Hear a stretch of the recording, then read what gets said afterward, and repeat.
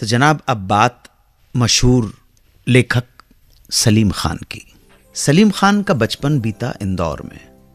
वालिद साहब पुलिस में थे। जो मैं किस्सा आपको सुनाने जा रहा हूँ वो तब का होगा जब सलीम होंगे 7-8 साल के। इंदौर के जिस मोहल्ले में बालक सलीम रहा करता था वहाँ एक मुल्ला जी आते थे ठेले पर सामान लिए हुए। ये जो मुल्ला जी थे मोहल्ले के सब बच्चे उन्हें प्यार से मामा कहकर बुलाया करते थे। जब भी आते थे ठेले पर भीड़ लग जाती थी। एक बार इसी तरह की भीड़ में बालक सलीम भी जाके खड़ा हो गया और नजर पड़ी ठेले पर रखी हुई एक चाबी से चलने वाली मोटरसाइकिल पर। बालक सलीम को एक चाबी भर देते हैं, मोटरसाइकिल चलने लगती है। बड़ी अच्छी लगी, उसका मन आ गया और बालक सलीम ने ये खिलौना उठा लिया और वापस आ गया अपने घर। घर आया, भाई बहनों को दिखाया तो बहन ने इस मोटरसाइकिल के बारे में अम्मा को मदर को बता दिया और मां ने बेटे सलीम को बुलाया और दरियाफ्त की कहां से लाया है। तो बालक सलीम ने बता दिया कि वो इसे मामा जी मुल्ला जी के ठेले से उठाकर लाया है। तब बालक सलीम की मां ने घर पे मौजूद एक सिपाही को बुलाया और कहा तुम सलीम के साथ जाओ और ये मोटरसाइकिल वापस करवा के आओ।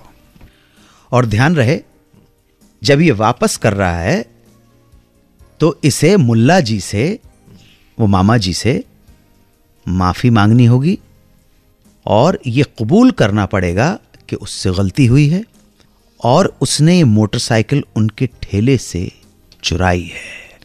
सिपाही बालक सलीम को लेकर पहुंच गया मुल्ला जी के ठेले पर। भीड़ लगी हुई थी।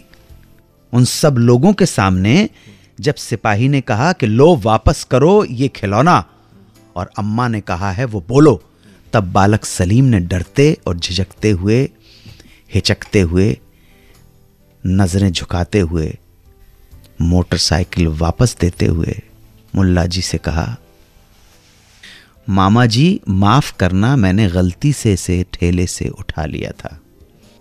सिपाही को कड़क इंस्ट्रक्शंस थे अम्मा जी के।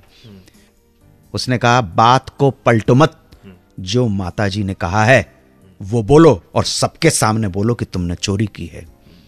बालक सलीम के सामने कोई विकल्प नहीं था तो बालक सलीम ने कहा मामा जी मैंने ये मोटरसाइकिल आपके ठेले से चुराई है, मुझे माफ कर दीजिए। पूरी भीड़ हंस पड़ी। उस हंसी के तीर बालक सलीम के मन में ऐसे चुभ गए कि उसने तब से ठान लिया कि भूखा मर जाएगा लेकिन अब चोरी नहीं करेगा और ना ही कोई ऐसा काम करेगा वो जिसकी वजह से उसे बदनामी का पात्र बनना पड़े। कमाल का किस्सा है।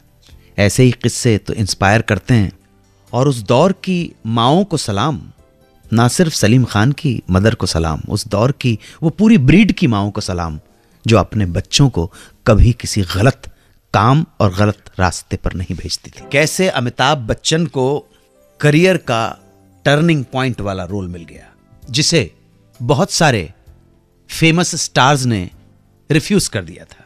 इस रोल को मिलने की मजेदार कहानी बताऊंगा।